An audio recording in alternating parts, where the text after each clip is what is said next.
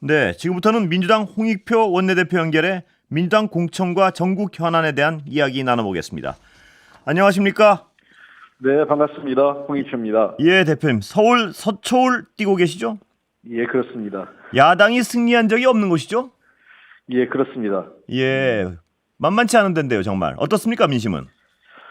민심은 두 가지로 볼 수 있을 것 같습니다. 하나는 이제 전국적 관점에서 보면 역시 서초 지역이라고 해서 물론 윤석열 대통령에 대한 상대적 지지가 높긴 하지만 기대만큼 잘 못하고 있다. 그래서 소위 정권 시판론이 작동되고 있는 것은 다른 지역과 크게 차이가 없다 이렇게 보고 있고요. 두 번째는 지역 민심인데 이 지역이 그동안 일방적으로 했던 특정 정당, 한 정당에 지금까지 표를 모아줬지 않습니까? 예, 그 구청 지방선거도 그렇고 국회의원 선거도 그렇고. 근데 서초 지역이 옛날에는 강남구에 비해서 큰 차이가 없었는데 굉장히 많이 강남구에 비해서도 뒤떨어졌다 이런 평가를 받고 있어요. 그 더군다나 최근 들어와서 송파가 빠르게 발전하면서 강남구에는 물론이고 송파구에도 뒤처지는 것 아니냐. 그래서 특정 정당에 대한 20년 넘는 지지, 한 30년 가까이 된 지지가 거꾸로 서초 지역의 발전을 더디게 한 것 아니냐. 그래서 좀 이번에 한번 바꿔보자. 이런 여론도 좀 있는 것 같습니다. 예, 그 주관적 판세는 어떻게 보세요? 주관적으로? 역시 어려운 지역이기 때문에 제가 만만하게 볼 수는 없습니다만, 그래도 지역의 주민들, 유권자분들 뵈면, 참 많은 격려의 말씀도 해주셔서, 저는 끝까지 최선을 다하면 좋은 결과를 만들 수 있다, 이렇게 생각하고 있습니다. 저번에 잠깐 여쭤봤지만 다시 못 들으신 분들 위해서 여쭤보겠습니다. 왜 서초로 가셨습니까? 네, 지난 2022년에 우리가 대통령 선거와 지방선거를 연달아 피했지 않습니까? 저도 삼선의 중진 의원이고 그 정책위 의장 민주연구원장을 한 책임 있는 의원으로서 뭔가 책임을 져야 되겠다 이런 판단이 있었고요. 그 두 번째는 그 서초구나 강남구 이런 쪽이 인구가 굉장히 많습니다. 서울에서도 강남 서초만 합쳐도 100만이고 송파까지 하면 강남 상구가 160만입니다. 충북과 맞먹는 건데 이 지역에서 우리가 의미 있는 성과를 거두지 못한다면 서울시장 선거나 대통령 선거에 승리하기 어렵다 이렇게 판단을 했고요. 마지막으로 이 서초 강남 지역은 우리 사회에서 비교적 오피니언 리더들이 많이 모여 있는 곳입니다. 그래서 이런 분들과 민주당이 좀 적극적으로 소통하고 민주당이 이런 분들하고도 뭔가 대한민국과 우리 사회 미래를 함께 논의할 수 있는 신뢰받는 정당을 만드는 것이 필요하다는 게 제 판단이었습니다. 그래서 서초을에서 새롭게 시작하고자 제가 이 지역을 자진해서 선택을 했습니다. 예. 그런데 동시에 공동선대위원장이시죠? 그렇습니다. 예, 민주당 공천 다 이제 끝났는데 어떻게 보세요? 평가를 좀 해주시죠. 여러 가지 네, 말들도 많았는데, 예. 네, 공천 과정에서 조금 더 거칠거나 또는 일부 너무 과한 부분에 대해서 약간 여론이 나빠진 건 사실입니다. 그래서 한동안 여론이 급격하게 2월 중하순부터 많이 저희가 여론이 좀 떨어졌죠. 민주당의 지지율이. 그러나 저는 결과의 문제는 아니라고 생각합니다. 결과에 대해서는 비교적 우리 당 지지자들은 그렇고 또 여러 중도에 계신 분들조차도 결과 자체가 나쁘다 이런 평가가 아니라 결과를 만들어가는 과정이 좀 더 세련되지 못하고 세심하지 못했다 이런 비판들이 있었습니다. 그래서 빠르게 이 결론이 나온 이후에 핵심적인 인사들이 결과에 승복했고 또 민주당과 뜻을 같이 하면서 선당후사를 빠르게 발표하면서 내용도 공천을 둘러싼 내용도 빠르게 수습됐고 이제는 선대위도 출범해서 저희가 빠른 시간 내에 당 통합된 단합된 모습으로 선거를 칠 수 있지 않을까 생각을 합니다. 공천 갈등을 공격하거나 주장하는 측에서는 그 대장동 변호사들 대거 공천받은 거 이거를 비난하는데 어떻게 보십니까? 이거는. 그거를 예를 들면 전략 공천을 줘서 비례대표를 줬거나 어떤 단수 공천을 줬다면 그런 비판이 있을 수 있는데 그런 분들이 대개 다 경선을 치렀거든요. 그래서 일부 그런 대표적인 변호사 한 분은 경선에서 패배해서 떨어지는 사람도 있습니다. 그래서 결국은 당원과 국민 여론 조사를 통해서 변론난 사안이기 때문에 이것을 대장동 변호사들에게 특혜를 줬다. 무슨 예를 들면 별다른 경선 과정에서 우대를 했거나 그렇다면 모르겠지만은 우리 시스템 룰에 따라서 이루어졌기 때문에 그런 비판은 좀 과도하다고 생각을 합니다. 다만 결과론적으로 소위 이 반명 또는 비명이라는 입장을 취했던 분들이 상대적으로 많이 떨어지면서 그러한 프레임을 걸 수 있겠지만 그것이 모두 사실과 부합하는 것은 아니다 이렇게 생각합니다. 자, 지금 그 여당 내에서 많이 어떤 막말 이런 공방이 많이 일어나고 있습니다. 잘 아시겠지만요. 네, 그런데 민주당에서도 지금 불거진 사안이 있고요. 어떻게 네. 평가하십니까? 정봉주 전 의원의 경우에. 네, 뭐 이것은 뭐 이재명 대표도 얘기를 하셨지만 어쨌든 국민의 눈높이에 부합하느냐 그리고 이것이 공직 그 선출직 공직자로 되는데 적합하느냐에 대한 그 판단을 하게 될 것 같습니다. 아직까지는 뭐 그 일부 언론에서 얘기한 것처럼 윤리감찰단에 들어가거나 이런 건 아니고요. 정봉주 후보를 둘러싼 여러 가지 논란에 대해서 우리가 신중하게 보면서 아마 그 선대위 차원에서도 그 이런 상황을 보면서 그 어떤 현명한 판단이 이루어지지 않을까 생각을 하고 있습니다. 그 판단의 시점은 언제쯤으로 예상하면 될까요? 글쎄요, 이런 문제들은 그렇게 오래 끄는 건 바람직하지 않다 이런 생각은 저도 개인적으로 갖고 있습니다. 저도 여러 경로를 통해서 당내 여론도 들어보고 뭐 대표님의 뜻도 뭐 파악해본 결과는 아마 어떠한 형태의 결론이든 결론을 빠르게 내리고 그 빠르게 내린 결론을 국민들에게 소상히 설명하고 당이 책임 있게 가는 것이 중요하지 않을까 생각을 합니다. 그 결론이 오늘 밤에라도 나올 수 있다. 이렇게 해석해도 되는 건가요? 글쎄요, 그건 좀 봐야 될 것 같습니다. 지금 대표가 지방 일정 중이었기 때문에요. 이재명 대표께서. 그래서 아마 좀 서울에 오시고 나면 논의를 해야 되는데 조금 늦어질 것 같아서 오늘 밤중으로 결론 나기는 그렇게 만만해 보이진 않습니다만 어쨌든 최대한 빨리 그 당대표와 상임선대위원장들께서 만나서 결론을 내시는 게 필요하지 않을까 생각을 합니다. 예, 마찬가지로 국민의힘에서도 여러 설화가 나오고 있는데 어떻게 평가하세요? 선거 시기를 앞두고 이런 막말 논란이 뭐 어제 오늘의 문제는 아닙니다만, 국민의힘 같은 경우는 제가 보기에는 상당히 많이 도를 지나쳤죠. 특히, 5.18에 대해서 대통령과 한동훈 비대위원장은 헌법에 넣겠다. 우리나라 민주주의 중요한, 시금석과 같은 일이었다. 이렇게 얘기하면서도 5.18의 북한 개입을 얘기하는 후보도 계시고, 또 4.3 항쟁도 김일성 지시를 받은 부장 특종이라고 했던 후보도 있고요. 더 나아가서 일부 후보들은 일제시대가 뭐 차라리 조선 봉건시대보다 낫다. 이토 히로부미가 인재다. 뭐 인재 양성의 뭐 대표적 사례다. 이렇게 얘기해서 스스로 여당 스스로가 국민의힘 스스로가 그 친일과 그 색깔론 논쟁에 스스로 들어가는 것은 되게 안타깝다고 생각합니다. 가급적 이러한 발언의 논란의 당사자는 우리 그 여당 내에서도 책임 있게 정리하는 것이 필요하지 않을까 생각을 합니다. 예, 다른 질문 좀 드려보겠습니다. 비례 후보 선정이요. 지금 약간 어떤 갈등도 있었던 것 같은데 어떻게 정리돼 가고 있습니까? 네, 일단 시민사회 후보에서 몇 분에 대해서 뭐 이런저런 논란이 있었던 것 같습니다. 그래서 대부분 두 분은 스스로 사퇴했고 한 분은 더불어민주연합이 내부 그 프로세스에 의해서 절차적 논의가 끝에 아마 후보를 제외시킨 것으로 결론이 난 것 같습니다. 물론 이제 그 당사자가 임태훈 후보로 이번 소위 해병대 최상병 사건 관련돼서 굉장히 중요한 역할을 해왔고 우리나라 군 내 인권 문제에 대해서 상당히 많은 사회적 기여를 하신 분입니다. 저도 개인적으로 굉장히 안타깝고 훌륭한 분이라고 생각을 하는데 이게 아마 선출직 공직자로 되는 과정에서 더불어민주연합의 내부 비례 후보 선정의 기준에는 좀 부합하지 않는 면이 일부 있었던 것 같아요. 그래서 컷오프 됐고 임태훈 후보가 여러 가지 다소 아쉽지만 그 결론을 수용하는 듯한 페이스북 메시지를 낸 것으로 제가 알고 있습니다. 그렇습니까? 시민사회 예. 쪽에서는 지금 철회 요구하고 있는 걸로 알고 있는데요. 글쎄요, 근데 그 페이스북 메시지를 보면 마지막에 그렇게 보내주신 성원에 사랑과 응원에 감사하면서 잊지 않겠다. 보내주신 성원에 부끄럽지 않게 살겠다고 해서 사실상 절차적인 논란에 대해서는 매우 강한 유감은 있지만 절차적 논란 과정 자체는 수용하는 듯한 얘기를 보였기 때문에 모르겠습니다. 이게 더불어민주연합 내부의 문제이기 때문에 저 내용을 충분히 알지 못하겠는데 아마 일부 논란이 있는 거에 대한 본인은 여러 가지 아쉬움도 있고 잘못됐다는 판단도 있지만 더불어민주연합 내 프로세스가 마무리돼 버렸기 때문에 이의 신청을 했고 기각을 했거든요. 이의 신청이. 네.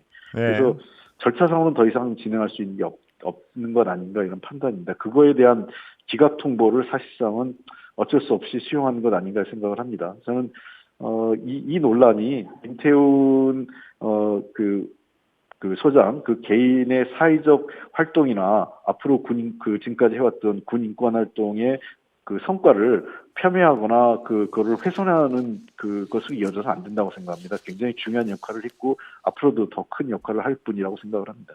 예, 그 지금 이종섭 전 장관 논란 있지 않습니까? 예, 어떻게 보십니까? 그건 있을 수 없는 일입니다. 제가 그날 인천공항까지 직접 갔었는데요. 예, 정부가 그 주요 피의자로 지정돼 있고 출국 금지가 돼 있는 사람을 대사로 임명해가지고 해외로 보내는 것은 있을 수 없는 일입니다. 그리고 형식적 수사를 하고 또 해당 공수처가 여전히 그 해외 출국에 대해서 반대 입장을 냈음에도 불구하고 출국 금지를 법무부가 해제하고 절차적인 문제도 있는 거죠. 그래서 외교관으로 임명해서 내보내는 것은 이건 명백하게 직권남용과 수사 방해에 해당한다고 생각합니다. 한동훈 위원장 오늘 그 언론 발표를 보셨는지 모르겠는데요. 필요하면 내일이라도 들어와 조사받지 않겠냐, 별 문제 있겠냐, 뭐 이런 어조였는데 어떻게 평가하십니까? 그거는 정말 무책임한 발언입니다. 우리나라를 대표해서 나간 그 대사는 사실 대통령과 우리 정부를 대신해서 하는 일하는 분 아니겠습니까? 이런 분이 범죄 혐의로 수시로 그 자국을 들락날락 한다는 게 그러면은 호주 정부에서는 이종섭 대사를 어떻게 보겠습니까? 그리고 그러한 문제들을 업무 공백은 또 어떤 문제가 되겠습니까?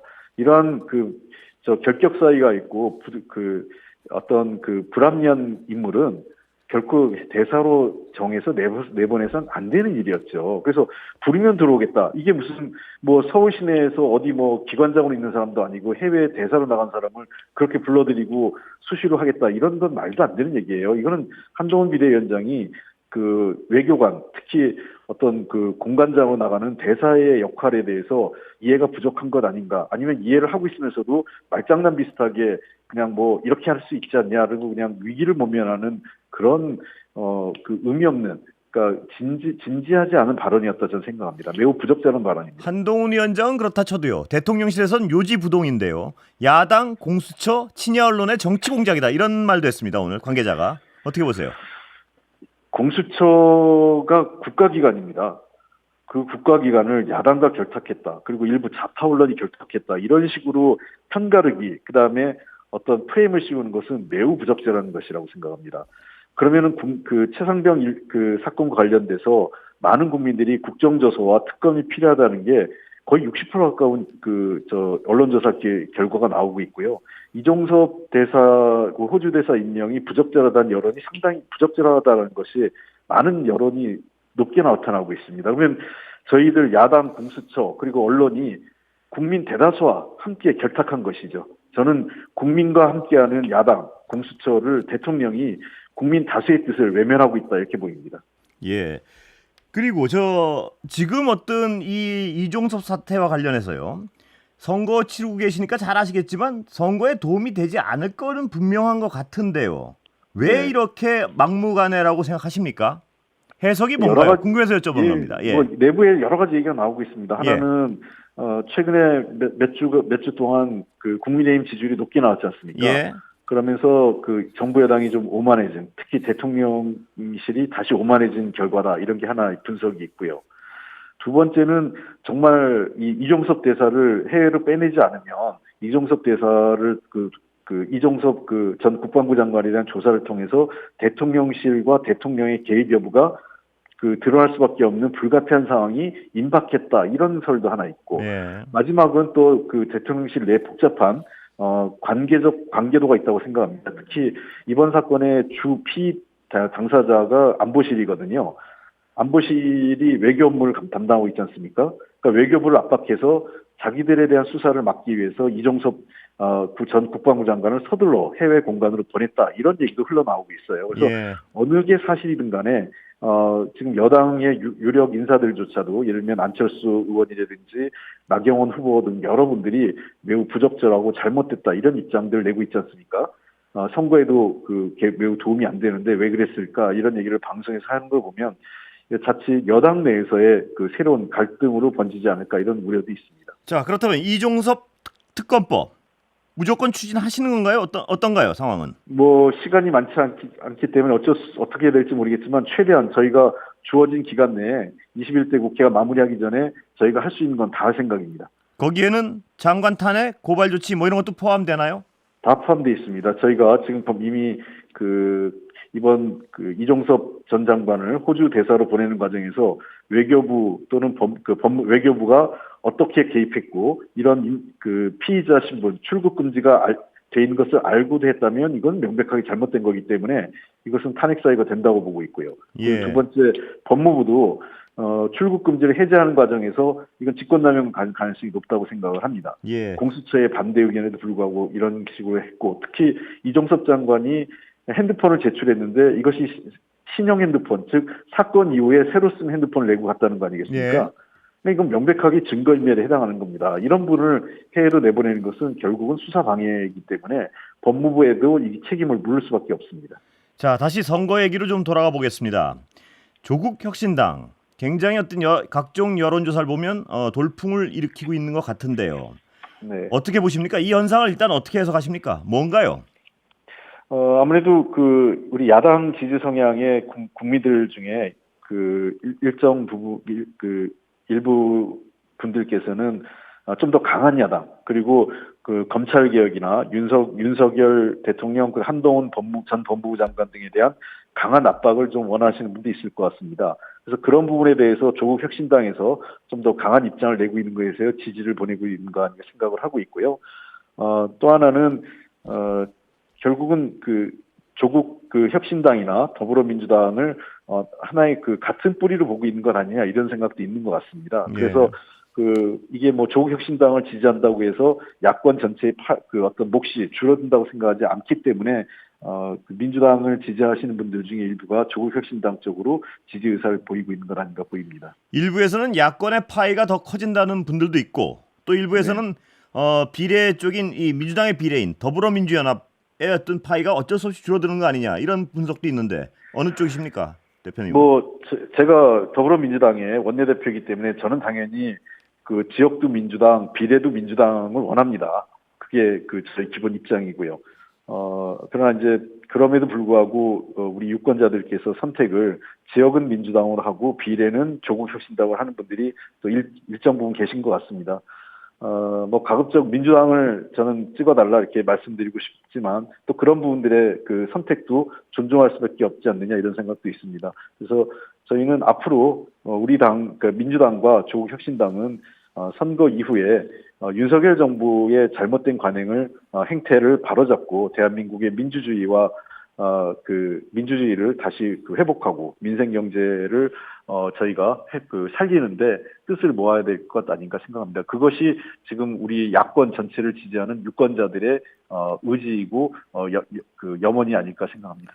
조국 혁신당이 내세우고 있는 어떤 비전의 선명성, 이게 지금 더불어민주연합이 내세우고 있는 약간 모호한, 어쩔 수 없이요, 여러 당이 연합하다 보니까 거기서 근원적인 차이를 발생할 것이고 경쟁에서 불리한 건 분명한 사실 아닌가요? 어떻습니까? 네, 그런 부분들은 분명히 있습니다.